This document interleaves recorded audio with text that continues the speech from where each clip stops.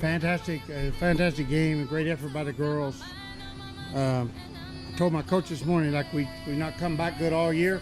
We're going to get behind 8 runs. We're going to get the 7th inning, and we're going to practice, get better at it. That's not true. I'm trying to be funny, but I just so thrilled for the girls all year. All my buddies been texting me the last month, like, why doesn't this team come from behind? Every team I feel like it's one trademarks of my team. My teams are always good at coming from behind, and then I think about this team. They can hit. They got power. They got speed. They got good eyes. They don't strike out, and they're talented. And I guess it just took time for them to get that feel together. It's a new ball club, but it couldn't have happened at a better time. That's one of the most clutch. Just the way they came back over and over with 2 out, 2 out, 2 out, in that last inning was just so special for me to stand down there as a coach. And for 5 innings, I'm like trying to not get mad, don't stay calm, don't show any anger, just stay cool, stay in it, believe in your girls, and to have them do that the 7th inning was so special. I think early in the game I gotta give a big shout out to Sam Lincoln. I thought she came in, did an amazing job. Just come in and stopped and shut the door. And then we heard as a coaching staff, we made a mistake and didn't re-enter. A catcher, Jazzy Burns, I believe, Jazzy. We didn't re-enter after pinch running for is what it was.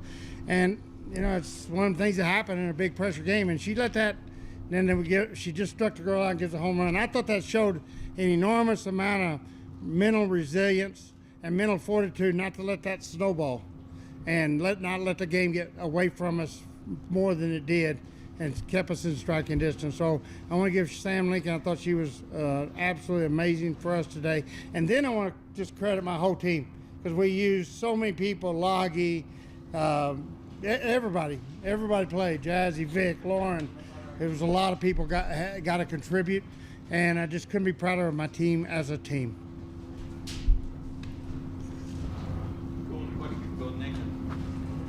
Lauren, just take me through that entire 7th inning. I mean, and then you get up there, bases loaded. You guys have no margin for error, and then you knock it out. Just take me through your emotions of the whole thing. So I actually let off the 7th inning. So we're down by 8 runs, and I know that me personally, that first at bat, I couldn't go wrong because I can't win the game in that one at bat. So just trying to make sure I get on for the team. That way we can just do what we do and put something together. And then everybody else started getting hits with 2 outs, and I was like, okay, we got a rally going.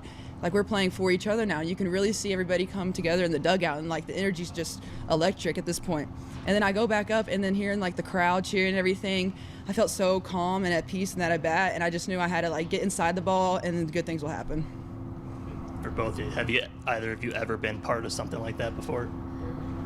No, I think that was insane. I think just the crowd getting involved, it was just a blast. I think that's the most fun I've ever had in a game. And I think it just showed everyone was having a blast, and I really appreciate everyone coming out and supporting us because I think it made a difference.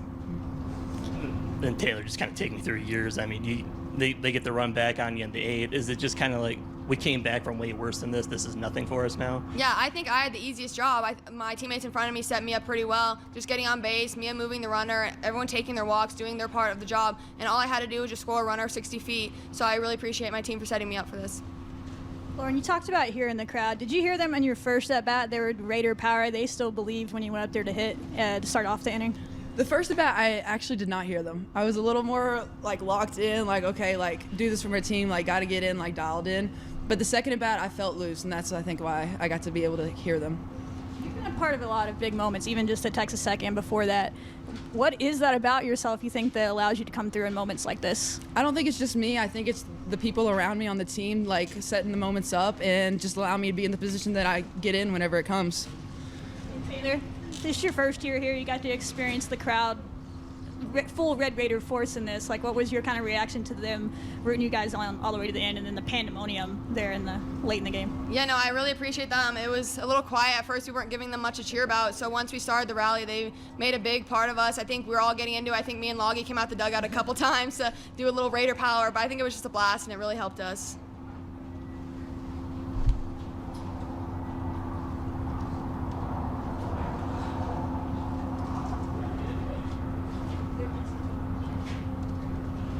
For either of y'all, teams this century were 0-640 all time when trailing by 8+ runs in an NCAA softball tournament game. Obviously, this isn't the end goal for this to happen, but how does it feel to make history in front of that crowd?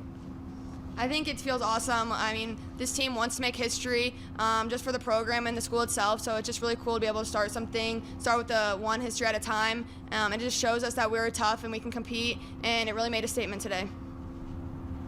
All right, take a question for Coach Glasgow. Can I get one more? Yeah, go ahead. For both of you ladies. Coach mentioned it. You guys have struggled to come back late in games like that. Why do you think it was different this time around? I think we went into the 7th inning and we were just kind of like 8 runs, that's kind of a lot. So it's just like no pressure going up there. One swing's not going to win it at this point, so it's just going to have to be a pass the bat mentality. So it just let everyone like take the pressure off a little bit. Yeah, I have to agree with that. I mean, it had to be a complete team effort to score 8, especially with the 2 outs. So I think everybody just, played selflessly and for each other, and it showed. Take a question for Coach Glasgow. Or you're going to start us off? Well, we'll start with that 0 for 640 thing, Coach. You mentioned you've been a part of a lot of comebacks. Where does this one rank for you? Number one, it's got to be like, I was like literally, in the 4th, 5th inning, 6th inning, maybe it's time to retire. If my team can't, maybe I'm losing it. Maybe I'm too old for this. I literally was having those thoughts because I've never had a team like this where I look up, we got 1 hit, 2 hits, and they're great kids. Like they are fantastic kids. And I'm hard to play for. People don't realize how tough I am in the dugout, and I'll get on people, and I'm all day to day. Like I can't afford to get on to anybody. I was like one of my quietest games of the year, and then the reentry doesn't happen, and I can't yell at a young coach. We've been perfect for 2 years. That had not happened, and it always happens in a pressure game, and it always there's 2 or 3 checkpoints that had to be bypassed for that to happen. I'm just trying to stay calm. And I'm thinking if I'm a fan watching this, they probably don't think I care, but I was just trying to stay calm for my team because I knew they needed me to do that today. So the way it felt, no way to describe it. It was the greatest. Can you kind of take me through just your mindset of little tweaks here or there, who to put in the lineup where while you're kind of making this comeback, knowing maybe you need to make a move, but you don't want to make the wrong move sort of thing? No. The only move, Loggy is a tremendous eye. If you look back at her 62 at-bats, I think, and she's got 20-something walks. And I know that. I know all my kids' stats. And she's like the most, she walks more than anybody. So at that moment, it's a perfect substitution. Get her on right here. And that was probably the only one other than just, a pinch run here or there. It wasn't anything real smart happened by the coach today. The kids did that all on their own. And then can you just kind of take me through your emotions and process when Lauren hits the grand slam and Taylor walks it off for you? Yeah, when Lauren was up there, I felt really good because that's where she hits. She hits that ball to left center, and that's where the wind was blowing. And she's always been a clutch hitter. If you go back to her freshman year, she had 47 RBIs and 92 at bats. And she didn't play till the 20th game of the year on a regular basis and led our team with 13 home runs. And she's always been a clutch hitter. And I felt really good. When we got to her, I felt really good about where we were at. And I just had a feeling it was going to happen at that point. And I think our whole team did, to be honest. And then when Taylor was up, like she said, once we got Jackie at third, we just need the ball in the air. That's the only thing we didn't want was a double play. And I even thought about stealing because they probably wouldn't throw it down and take a chance on something happening with that winning run third. But on the other hand, if they do throw it down, we take out that 1-out situation. So I just trusted her to get the ball in the air, and she's a clutch player and never strikes out. She never, ever strikes out. So knock on wood, or seldom. At what point was Nyjah warming in that comeback, or was she in the dugout to re-enter there? At what point was Nyjah ready like that? Yeah, as soon as we started scoring runs, get Nyjah in the bullpen and get her ready. And I knew we wanted to go back to her at that point. Can you talk a little bit about Mia's at-bat before Taylor to move that runner to the third? Yeah, was it a ground ball? No, it was the same pop fly center field. Oh, the deep one to center field. Oh, yeah, I thought it was gone. When she hit that, I thought it was gone. I thought that was a home run. And then it just, I don't know whether the wind hung it or it just didn't get high enough but again, it let us get in really good position to move over to third. And I thought KT was heads up with and had the speed to get to, or Jackie was it, tagged up. Jackie List tagged up. I thought that was smart. She didn't panic and take a lead and get to where she couldn't tag up on that line drive. And I thought it was gone when she hit it.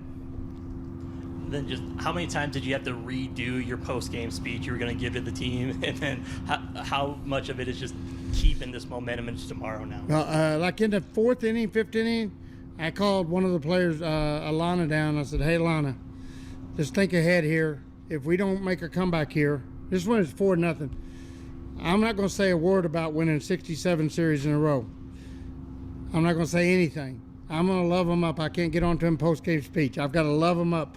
And I want you to go in the locker room with the whole team and remind them that 67 times in a row we've come back in 3-game series in conference play. And so I had it all planned. I mean, it's all orchestrated about the fourth, fifth inning. If we don't come back, this is how we'll handle it. Because I still thought we'd win the regional. No matter what happened today, I didn't have any doubt we'd win the regional. But I wanted to have everything in place to where I had leadership in the locker room to remind them, like, hey, we lost 9-0 at Arizona, and then we run the next 2 games by run rule. And so that was all, I'd already had that all orchestrated in the fourth, fifth inning. Thank goodness we didn't have to. Coach, then kind of just building off that, what are the next few hours like going into trying to prepare now? Obviously the high of this moment has to be huge, but you guys know you have more games to play here. So what is the focus over the next few hours and heading into tomorrow? Be sure the kids get good rest. I'm going to take some kids to the house, we'll cook some steak for them, and just so I can control what I want to be sure they're getting a good night's rest and ready to play tomorrow. And I want all these kids to get to bed early, and we got a mission. Like, you have to win. You have to win 2 times against anybody in the regional, and we got a big win today. We got one more win to accomplish, and we're not going to let anything get in our way. All right. Thank y'all.